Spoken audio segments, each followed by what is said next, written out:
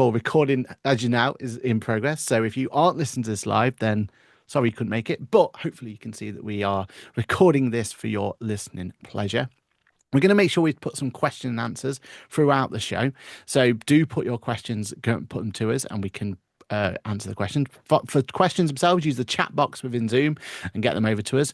I'm going to actually bring in some of those questions as we go along. So if there's some hot, stuff that you want to know there and then, do let us know and we'll bring it straight in.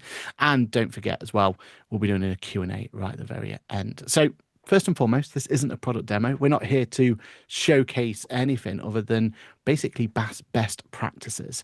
It's about conversations. It's about making sure we make sure that it's best run for all your QuickBooks needs and anything else within the bookkeeping world, and also setting themselves up for a strong financial year. So let's talk first and foremost about setting the scene. This whole thought idea of this is like we've got some really good tools out there, Approval Max, we've got other solutions, and we've got our bookkeeping solutions like QuickBooks and everything else that goes with it. But there comes a time in every business where we need to have that little bit of a reset moment where we think about ourselves, about looking at making sure that we're taking everything properly. And we want to be looking at all of the problems that caused within a particular year. And when you think about it, when we have a start of financial year, yeah, it might not be the start of your financial year, or it might not be the start of your client's financial year, but we need a time to think about that, right? And I think a start of any financial year that we've just gone through is a good thing to start thinking about these. And I use this all the time. It's not just for looking at systems like we're going to do now, but things like direct debits and all those sort of things that we just forget about, right? And we just have them going day in, day out. If you set some time aside and actually have a look at them, then you're going to make sure that you're always in a good place. So we're going to talk about capturing information like your invoices and bills and make sure they're done properly. We're going to have a look at approvals and how you're doing it. Are you sending an email over? Is it WhatsApp? Is it Slack? How's that going to do? We're going to look at if there's any risk associated with that. And we're going to put that little audit hat on and we're going to think about, is there a risk going forward that maybe we've not thought of? And I'll tell you why this becomes really important. Because a lot of it, people think, oh, well, maybe we're not near an audit threshold, or maybe we don't need to worry about at this point in time. But when due diligence comes along or anything like that, then suddenly these sort of questions become high up. I can see James laughing because he knows, that's where the time gets sunk the most, isn't it? When these sort of questions come in. So this is your chance to have a bit of a reset, a bit of a think. Let's talk about the problems, talk about the issues, and give us an opportunity to think about those main pain points. So I'm going to throw the first question over to James himself. And I'm going to just say to you, out of those pain points out of there, which ones do you feel like are the ones that your clients are talking to you on a more regular basis? It's the pain points of the control their outgoings when they're scaling, as we often see with businesses and clients. When they start to scale, they start to lose control of their spend and how the payment runs, and it's how they go about it to ensure that they're capturing the data. So that's what I see a lot of, and get those conversations going with clients as to how to improve it. Yeah, and that's that kind of, and it takes up so much of our time, right? Like it's one of those things where if we haven't set the client up properly in the first place, or we've inherited maybe someone who doesn't quite have those kind of controls in place, the amount of time sink that it could lead us to go and fix those retrospectively is a nightmare, right? Yeah, and I also think it's also changing the client's mindset. I mean, how many times do we hear that they don't want to make the changes? They're reluctant to make the changes. They're hesitant because what if it goes wrong? They're used to doing things in a certain way. So it is really about how you can educate and show that this is for the better, to be efficient and ensure that it's like you say, it's creating an audit trail. So it's there, so nothing's missed, and then there's no surprise. Oh, by the way, you haven't paid us this bill this month, and they're like, I haven't got the cash, or they wasn't expecting it. So it's definitely, I would say I see a lot more of trying to change their mindset. And like you say, especially when you take on a client, you've got to then go back through some painful things where historically it's been done on a manual type of procedure, and that becomes harder then to sort out. Definitely. And Lara, have you got any kind of pain points you've getting, and especially with the fact you've got multiple hats to wear, right? For you, what's kind of what are clients or in what they screaming out at the moment? I think it's that communication piece. So it's having everything in one place it's having being able to see what's happened, internal comms, all that kind of thing. I had a client that was using a different approval system, but if anything urgent came in, we had to just bypass the approval system because it wouldn't we knew Interesting. it wouldn't get through in time, Yeah, yeah. which kind of completely is stupid because that's where your risk comes in for fraud or other issues is actually, and we know that nowadays with scamming and all that kind of thing, it's like, yeah, this has got to be made urgently.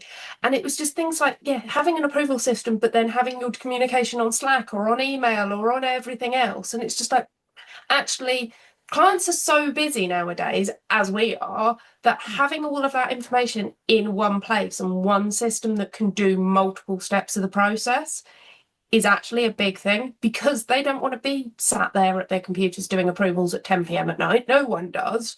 So, how do we make it fit into their workflow so that the approvals don't become so much of a chore, they just become part of the process? And when you're talking to approvals with clients, and this is a question I keep getting asked a lot, and you can understand from a client's point of view because they're probably thinking about it from a, well, if I did put a system in place for approvals, it's going to take up this amount of time to set up, and there's a there's an investment cost there, isn't there, to get whatever system. It doesn't matter what system we're talking about to get in place. And I always keep getting asked the question of, well, when should I start thinking about approvals? Like, should it be when I'm at turnover of this or at that, or should it be when I have this many employees or that many employees? But I keep going back to clients and like, for a successful business, doesn't matter what business you are, doesn't matter what type of clients you work with, type of industry you're in, or anything like that.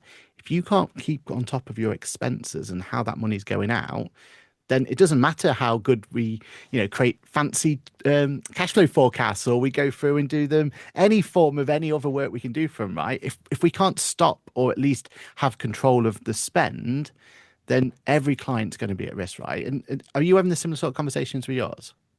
Yeah, so I think for me, it's obviously if you've got a director only business, probably not because you're going to have everything going through one person. But as soon as you've got more than a sort of one or two people in the business that want to see, want to know, want that control, and you've got multiple sources of information coming in, having an approval system, as you say, makes a big difference because it's not just about the approvals, it's about that clarity, control, visibility, forward thinking.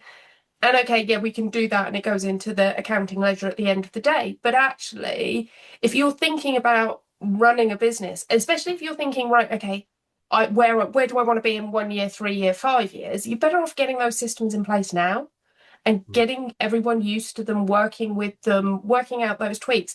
It's no good putting it in when you're massive and everything's failing because it will take you more time to get that in place and take you more learning time and tweaking time and you're more likely to have an issue with it. Get it in before you think you need it is what I always say to my clients. I love that. I love that. And that really brings us nicely on to the next section. So we want to talk about now what good actually looks like.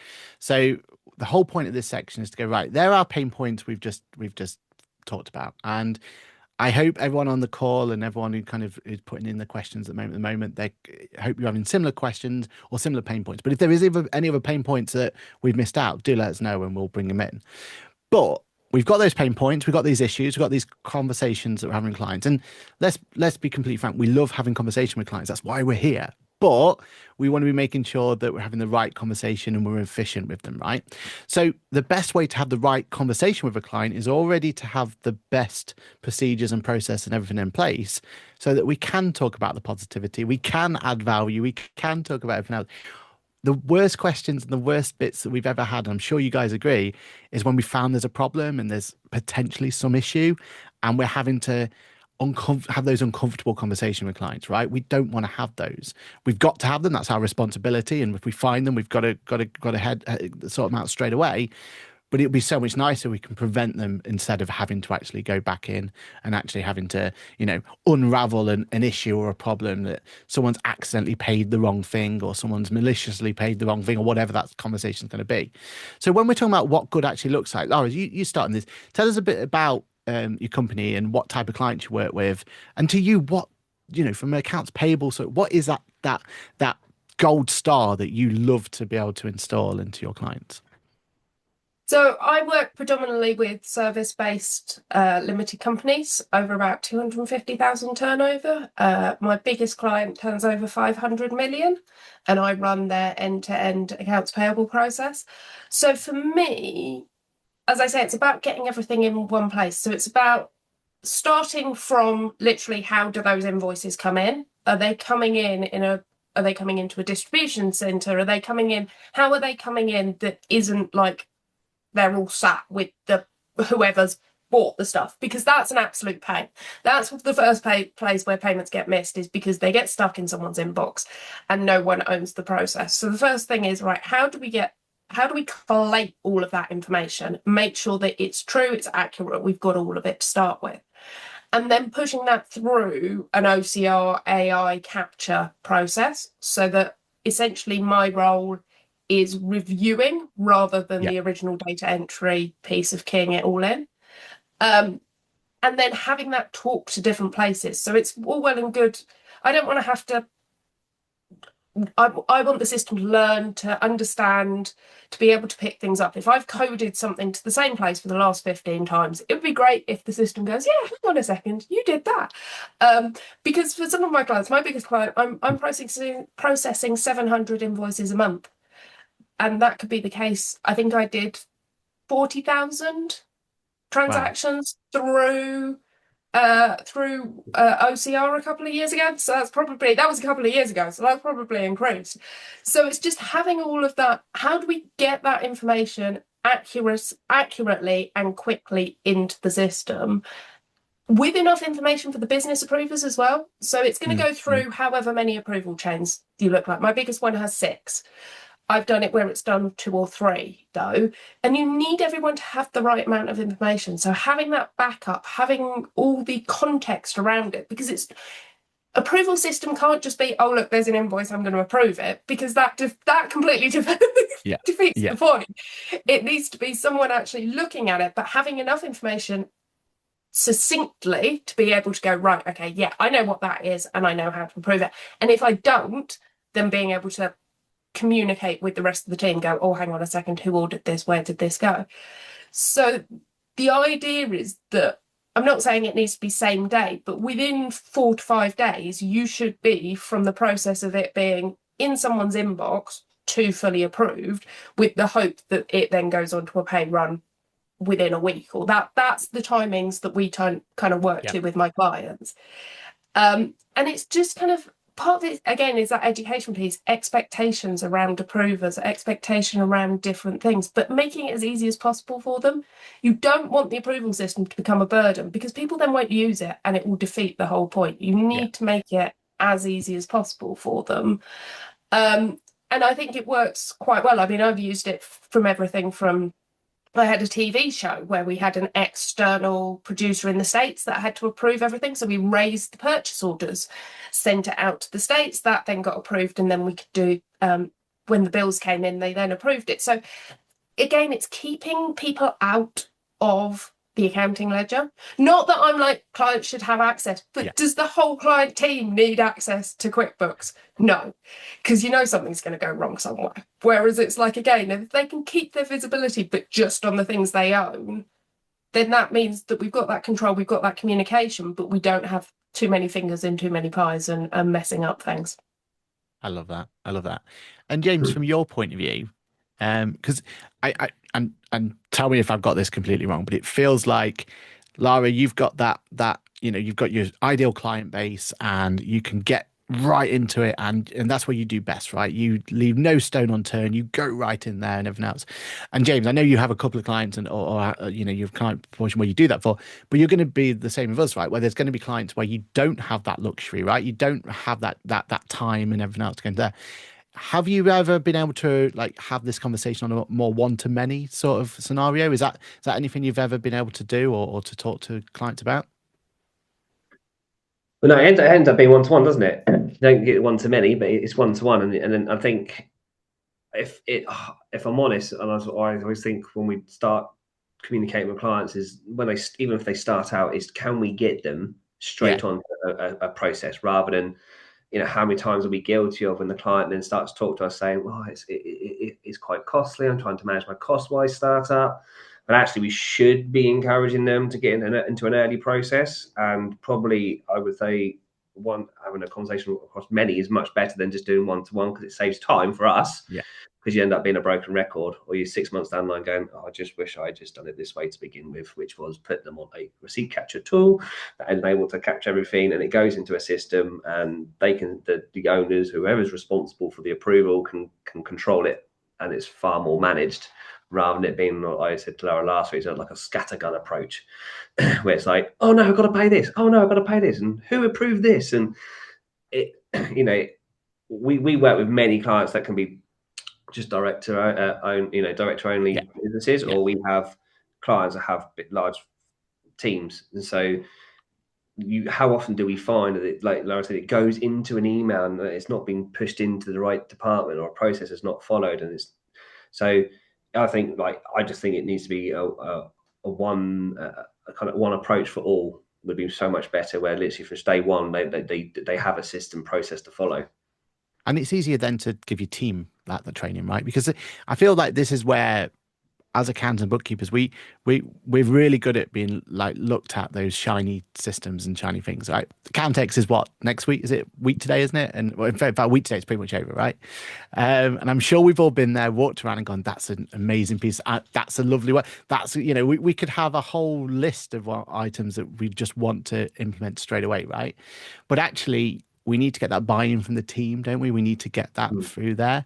And I think for me, like, that's been where, when we found a cool piece of solution like, you know, like Approval Max for us, once I've spoken to the team and got them on board and got them excited and got that's the bit that I feel like sometimes we neglect, and we always got to treat it as we're trying to not even just sell it to our clients, we've got to sell it to our team first, right? Like, we've got to get them on board, we've got to get them to understand it. And I think that's how we've approached it. Because I saw you laughing there, James, and I want to bring back on this point. I think we forget, don't we, about how due diligence is like one of those things that just turns up out of the blue, and suddenly we have to drop everything to fix this due diligence for a client, whatever that's going to be. Either they're buying or they're being sold, whatever, which way around it is.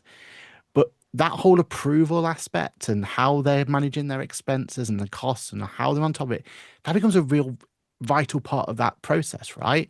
And without systems, without a decent way of being able to kind of showcase that there's a control in that, it's really hard to even quantify the risk or anything else, right? Yeah, I mean, I explained about scenario when I was obviously with a client when I was doing the fractional FD work, and there was probably 4 or 5 people responsible for, like, they had access to the bank, they could pay things as and when they wanted to. And as I came in from the FD point of view, and trying to manage the cash flow was really hard. Yeah. Because when you've got 4 or 5 people who just decide they're going to pay this and pay that, and you're like, well, what you know, it's really hard to manage. It was so hard to manage. And like you say, from a due diligence point of view, it's going to fall over, because there's no way you can see or have visibility on things. And when you're trying to do your cash flow projections, or or someone goes, when am I going to get paid this? Because it has been forgotten. And then you go to those 4 or 5 individuals and say, well, who's responsible for this? And they instantly start pointing to each other. It's really crucial that you have something in place that just means you've got, we call it audit trail, don't we? It's an audit trail. It means we know who's put it in and who's approved it, who's accountable. Definitely. Yeah, 100%. And that accountability, right, Lara? Like, for you, because you really go into the, you know, you no stone gets left unturned with you. I know that. So what are the most common points of failure you've seen so far? Like, what are those bits that grind your gears the most?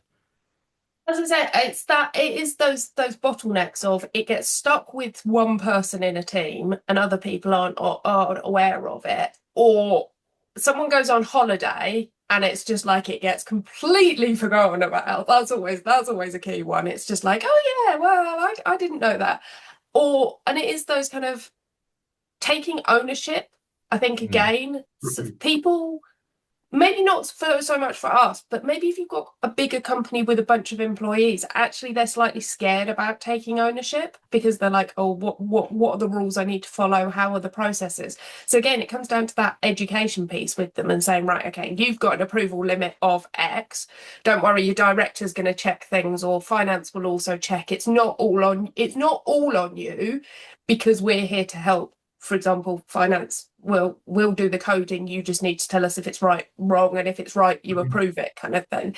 So it's taking away some of that uncertainty for them as well, but keeping it all in one place. As I say, if you've got something, and we used to do this, where it was like in the system, but then you get a Slack message because someone couldn't work it out, and then you get another message, and then you get an email, and it's like, we've now got 5 chains on one thing. Can we just, and then someone's like, oh yeah, well, where's the actual invoice? Well, that's because if we kept talking about it in the approval system, you'd have all that information there. And I see the And other who side takes of it with, ownership, right? Because yeah, so in that ownership. scenario, if you've got a whole Slack message going off in a conversation, sometimes you just go, well, someone else will deal with that because I'm in a group. Do you know, it's that normally that sort of issue, isn't it?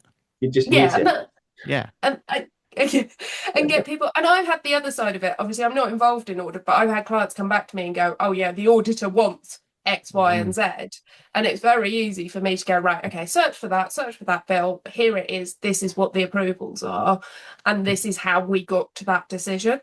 So it's just having something repeatable, and that works, whether it's you need it approved in 5 minutes or 25 days. You need that same process, because if you start taking different processes for different things, people get confused. They use the wrong process for the wrong thing, or they just skip the process altogether. Oh, well, last week you said that I didn't have to do that, so why do I have to do it this week? You get that whole thing. And even when I'm working with finance teams and internal finance teams, it's still about having that, right, okay, what is the dictate, what are we dictating to the team? How does this look like? Because then if something gets missed, well, you didn't send it in, you didn't follow the instructions, you got the full instruction manual, and step 1 is you send it to here, or you tell finance. If you're going to shout at me because your suppliers got missed, but you didn't actually tell them where to send the invoice or send the invoice to me, then actually that's your responsibility. Because at the end of the day, finance teams take a lot of slack for stuff that's probably not always their fault, because obviously finance is always the bad guy, isn't it? If you don't pay someone, finance is the bad guy. But actually, it's about educating the team members to say, right, okay, this is your responsibility. We've got this process. It's clearly defined. You need to follow it. And it's not just in our best interests, it's in your best interests, and it's in the supplier's best interests. But it also means from that point of view, the process, the process is in place. If team members are off sick or on holiday or leave the company they're working for, the process is in place for someone to be able to pick it up and step in and be able to do it.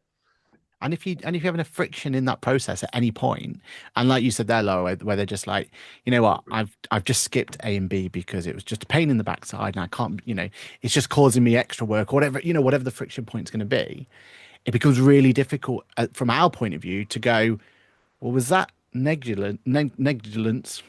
Help if I can say the right word, or was that fraudulent? Do you know what I mean? Like that line gets blurred so easily if they're not following the process and everything else, and it becomes such a much more difficult conversation. Back to that, having communication with the clients about it and trying to talk to them and give them confidence.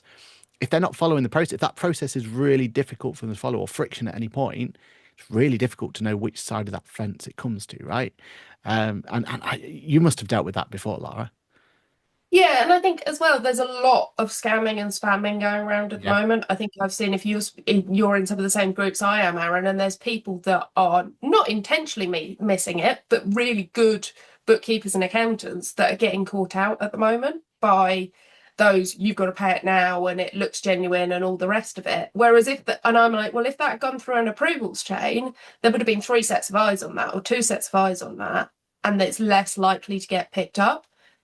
And it's just, so some of it is that security bit as well, making sure that you're not that you're responsible, but you're sharing responsibility across the team and across the business. Especially for me, in an outsourced finance role, having a set of eyes from someone in the company to say, yes, we're happy with this, because I'm not always going to know 100%. I'm really in depth with a lot of my clients, but I'm not going to know 100% of everything. And actually employees don't sometimes either. They don't know what's going on in different departments or different worlds. So I think it is about having all these different things that come together to actually, approvals is kind of the tiny bit. It's almost it's the right word, but it's the wrong word. It's a much bigger picture around that. And I think it's just all these little things that just get caught out. But as you say, if someone, and I had a conversation with one of my clients yesterday, and I was like, what could I do to make your approvals easier? How could we do it? So we can set it up. If you to get back to me, and she was like, I've got 150 unread emails and no unread Slacks. And I was right, okay, fine. Can we connect up Approval Max to your Slack so they come through to you in Slack and you can approve them in Slack? She was like, oh yeah, that's the way I like to work. So sometimes it's about using the tools in the system to just tweak it ever so slightly, and some of that's working with your clients or having that conversation with the client. What is going to be the easiest way, even if it's that they approve on the train on the way home from work or whatever that cadence is. Getting to know your clients and how they like to work then reduces that friction. And having a system where we can do a few of those things, that has an app, that has Slack, that has all these different ways of working, actually means that we're not trying to box the clients in. We're trying to help them work in the best way possible. Love that. And James, for you, surely this is music to your ears in terms of that we're not calling it business advisory, we're not going to call it system advisory. That's the buzzwords, but that's what we're talking about here, isn't it? This is about us not just providing compliance to our client, but actually giving them something back and making them sticky with us and giving them the trust and all that sort of stuff that comes with it. That's what these sort of conversations really help, right? Yeah. Well, we start really showing our value to them because of what Lara's going through. What can be done by just literally, they said, approval is such a small word, but it's actually quite a big thing. And just by having something in place, a process, a system that can just help them, we're doing so much more. We're able to capture things so much quicker and control things a lot better. And I always find that once you start that conversation about, oh, have you not thought about this approval process or whatever, whatever that conversation is going to be, it's like anything, right? You gain confidence advising clients on that because it's a system you know and love and you can kind of help them bring it in and everything else. But it starts creating that conversation. And I've done it before where I've started like giving some system advisory on one topic, and suddenly now I've got all this extra work from them and I've been able to help the client and all these extra things because it naturally evolves from there, doesn't it? Yeah, you're absolutely right. I mean, the amount of times that you were able to not sell additional services, but when you go through that bottleneck or where they need help, and then you start to pick up something just to see the health that is going to put a solution in place. You're like, oh, they need this, and you start making those recommendations. The client goes, "Do you know what? That's brilliant. This is what I want," and they just not have it all, but they end up giving you more work. And it's a great thing to have, but also at the same time you think, oh, we're only helping one little thing here, but it does end up. You're right; it leads to a lot more. Definitely. I think so. Lara, go for it. I was going to say, clients don't know it's that whole we don't know what we don't know. Yeah. So clients think, oh, we're doing it this way because either that's the way we've always done it, or we don't know a better way, or we've got so used to doing this little workaround that we don't mind. And then it's like someone else comes on board and you go, why are you doing that way? Like, did you not? There is a better way to do this. It's going to save you, even if it saves you 5-10 seconds per invoice, or hopefully a bit more than that. If you save a minute per invoice and you've got 700-800 invoices coming in a month, that's a big difference for your time and your finance team and everyone else to get involved. And actually that could be the case throughout 5 steps of approvals. So you could actually be saving 5 minutes across the whole team, and then that really starts adding up. But we get so used to, and this is what happened with my big client, is they've got a very highly qualified team, but they knew the systems. They knew the systems they were using, but they didn't know what else was out there. So they were like, well, we're doing it this way because that's what we know, and we're a bit too scared to move. And it was like, yeah, but actually if we could do this, this, this, and this, and they were like, oh yeah, that would actually make our lives a lot easier. But that's where we can come in on that kind of support network of saying, oh yeah, you've got the start of something, but actually let's make it work for you and the business, and let's tweak it, and let's encourage you to actually use it properly, rather than it just being a little bit of a lip service of, oh, well, we think we need approval, so we're going to do it this way. Let's actually make that whole system work for you. I also feel like jumping on that as well we'll go back to what I said earlier, which is some people are set in their ways. That finance teams like doing things because if you start to make some changes, they fear for their job. And actually, you educate them and say, this is like you say, if it's going to save time. This is what you're going to be able to do, and this then leads to you be able to do in this. We're actually upskilling you because you've got time to do something else, which means you could get that pay rise that you want because you're doing that bit more. And we're able to push you a bit further within the business. But if you continue doing it this way that you like to do, you're just gonna just plod along, and we are creatures of habit. But I do think it's down to how you can educate people. Yeah. And I think on that education part, Lara, like for you, how have you been able to bring in Approval Max into your client? Like what's that conversation story look like? And what pain points is Approval Max fixing for you? So it's that I've put it in for various things through from someone that actually was printing off every invoice, signing it and putting it in a folder for the finance team to look at, which is like proper old school approval. Nothing wrong with that. Nothing wrong with that. I see a filing cabinet behind you, James. Yeah, I know. Great example, isn't it, of some filing cabinets that actually are empty. But then the director could never find what he wanted. Yeah. So it was like, hang on a second, what's going on? Or if there was a query on an invoice, it was like, oh, whose scribble is that this week? That kind of thing. So I've gone from that through to, as I say, we used it on a TV show where we knew that the external team in the US needed it, but we needed a really quick turnaround. So it was like, right, okay, we know they can approve overnight and the next morning we'll get everything out ready. Whereas again, having emails pinging backwards and forwards would have been an absolute nightmare for the volume of stuff that was going around through in a very short period of time. And then the latest one I've done, they had an approval system in place, but we had to drag and drop every single invoice into the approval system, and it took 24 hours to extract it. So it was like, that was the whole thing of like, and if you wanted to do it any quicker, you just didn't get any of the OCR or AI capabilities, so you had to just straight code it. And it was just a bit of that kind of like, yeah, the rest of the team were fine, but the finance work involved in it is like you've got highly qualified people literally dragging and dropping stuff into a system or printing emails to PDF and dropping it in.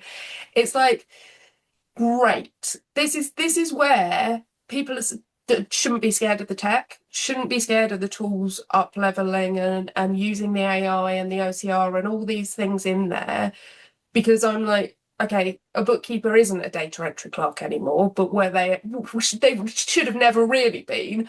But again, if you've got a high level finance team, if you're hiring someone just to put in data capture or data entry, that's a really expensive way of growing a business. So that's the other thing that I've done it is with scaling businesses of like, okay, you don't feel you have capacity, but where in your finance process are you actually wasting manual time without getting a good end result for that? Because actually, if you're in London, how much are you spending on just having someone literally sat there coding invoices? It's not worth it when you're not getting, that's not helping the business move forward. That's doing the compliance side. But if we can do that with systems and we can do it in different ways and having these approval chains set up so that, right, okay, every time an invoice comes in from this supplier, it goes straight to that person and we know what that looks like, or this person owns this department, or these expenses go into these various line managers. Having that set up from the start so that you're not even having to think about it, the system does it for you and that invoice comes in and goes through smoothly. That's gonna actually have a huge cost saving versus as you grow versus needing to hire someone. Yeah, you're going to be spending possibly a couple of £100 a month on software and systems, but how much would that cost you in an additional finance team, even an outsourced finance person, to manage that work? 100%. I just realized we've got a poll, and the poll is basically going to ask the questions of what if there's any other pain points that we've not covered so far. So we'll make sure that poll comes up, and as soon as that poll's done, we've got another one that we'll bring into the table as well. But I like your point there, Lara, about that kind of educational piece, and it's just got me thinking on the other benefit of using something like Approval Max, or and going down that route, is because you don't have to teach the whole system. And I am the biggest fan of QuickBooks. You probably know that by now, right? But I still love Zero. I still love Free. I still love all those. But I've had years and years and years of being able to learn them and consume them and understand them. And everyone in the accounting and bookkeeping world had the same sort of approach, right? We can get our way around most of these systems quite efficiently between us, right? But you put that system in front of someone who's not from that world, and it becomes a whole raft of complication to them, right? There's so many buttons, there's so much jargon they probably don't know. There's probably all this sort of stuff. And James, you must have been at this point where you've gone, you know what? I probably would like love them all to be doing it all in this one system here, because for me it's probably easier because it's my, it's whatever systems using, what, QuickBooks, whatever it's going to be. But actually, there's that moment, isn't there, where it clicks, where you go, it's so much easier to train a dedicated solution to those team members, especially if they're not like from the accounting world or from the bookkeeping world. Like that's where something like Approval Max becomes really powerful for us, isn't it? Because actually delivering and implementing that system to, a more bigger client base is easier when it's a dedicated solution. And that button is obvious what that button does, because that's only the button it can do. It's an approval button. Do you know what I mean? Like, Yeah. and instead of having the jargon you've got to teach them elsewhere. Have you found that's a fair assessment? I think it's very fair, if I'm honest. I think, I think me as a partner of practice, we've looked at, we look at the various software solutions out there, and we're not guilty of matching different ones because we're trying to see, QuickBooks could offer this better and Xero could offer that, or we could have Briefcase that can do something, or Dex could do this, and a little bit guilty of being jack of all trades and master of none. So having Approval Max is, I think, like you say, is a dedicated solution that can just go in, and you really can make sure that the people using it understand it, why it's there, what they can do with it, and the advantages of having it. Definitely. And thank you everyone for putting the poll into play. It looks like we've kind of covered the same sort of pain points you get in, and all of the above. I think that's kind of sums it up, right? That's going to be mostly what people would. We kind of knew that when we put the poll together, I think. All right, let's try and wrap some of this up so we can get some key bits out of there. So we do have another poll, actually, please. Would you like to learn more from Approval Max? We'll be putting that in front of you now. So please do give us some indication on that one. But Lara, let's go to you first. What's the key things out of this conversation would you say people should really take home from? I think it's having that conversation with clients. If you see something, or if you see a risk, or you're concerned about a risk, or a client is talking to you about a risk, don't be scared to actually have that conversation and sit down and say, right, what is your process at the moment? And what do you want your process to be? I think that's the key thing as well. Clients sometimes are like, we know it's not working, but we don't know why. So if you can sit down with them and say, right, okay, in an ideal world, what would this look like? What would make you confident in your systems and your processes from this? And just actually opening up that conversation. Because sometimes we wait for clients to say, oh, this doesn't work, or can you give us advice with that? But actually, maybe sometimes we need to be a bit more proactive, because we're the ones going to shows like Accountex or doing all of these things and gathering that information. So maybe it's time to actually sit in front of a client and go, are you struggling a little bit? Or I've seen this doesn't quite seem to work. Is that right? How are you thinking about it? And maybe just opening up that conversation with them. I love that. And it's also, when you kind of go down that approach as well, it's a much easier sell, isn't it? Than, oh, well, of course you need to take this piece of software because we're telling you to, right? Like you're matching their pain points with it. What about yourself, James? Anything that you want to say is your practical takeaways? I think Lara hit the head there. It's being proactive on discussions with clients and ensuring that if we can see something that's not working, we are not necessarily pushing it at the client, but having that discussion, making them feel at ease that they can come to us and say they've got a problem and they need our help, rather than it being reactive and they're finding bills are being paid late because they've just buried their head in the sand and it's all become overwhelming because they've got so many transactions to wade through. So I think the key thing for me to take away is we need to make sure we are a lot more proactive. Love that. And my key takeaway is just getting that information out there. don't be afraid to put a little video together, like a little showcase, little case study, that sort of thing. That was really powerful for us when we sent that out to our client base and said, look, this is one of our clients. This is what, what ProvenMax was able to do for them. And that's when that conversation starts coming in, right? And starts coming through from there. Because, yeah, we want to make sure we have these conversations with clients, but it's sometimes so difficult to know when the right time is or what the reason's going to be or anything else. Sometimes just letting the client know, as Lara and James always said, they don't know what they don't know, right? So just giving them that opportunity to push it through from there. Awesome. Anything else from you two? Any like last bits and nuggets, last bits of information, and how can they find you, the wonderful people who are listening? Lara, do you want to go first? I'm all over the place. I'll be at Accountex next week. Look out, we're talking 4 times, I think, next week. So come say hi if you're at Accountex. Obviously, LinkedIn, socials, all over the place. If you're an ICB member, I'll be at various ICB things this year. Yeah, just around and about. I love talking to, I might be a bookkeeper, but I love talking to accountants too. So do not hold the bookkeeping piece against me. Yeah, always interested to talk tech and software with anyone. Definitely. Although I still hold the grudge when you were defending, was it Excel versus software, and that was a conversation. I got the short straw at SFAB the other year on that one, but yeah, I am, as you well know, Aaron. We've had many a talk about different systems at various points over the last couple of years, and yeah, I might be, and look, here I am. I might be a Xero girl predominantly, but I use QuickBooks. I use QuickBooks with my Approval Max clients. I use NetSuite. I'm up for, if anyone can show me something that does something differently or interesting or very, very well, I am always up for a discussion. Yeah, the right tool for the right job, isn't it? That's what we praise. James, what about yourself? Where can people find you, and any last bit of nuggets? Well, see, like Lara and yourself, will be at Accountex next week, so happy to sort of chat with anyone. Obviously, you can find me on LinkedIn, Instagram. I obviously host a podcast, being Counter the Boss, but also I'm also part of Ask the Accountant Network as well. So I step in as and when you need me to.